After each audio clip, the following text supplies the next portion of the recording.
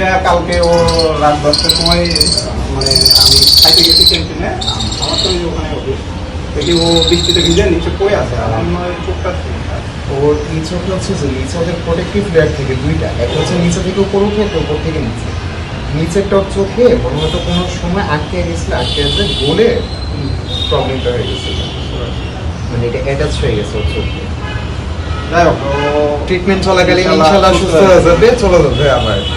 ঠিক আছে ভাইয়া।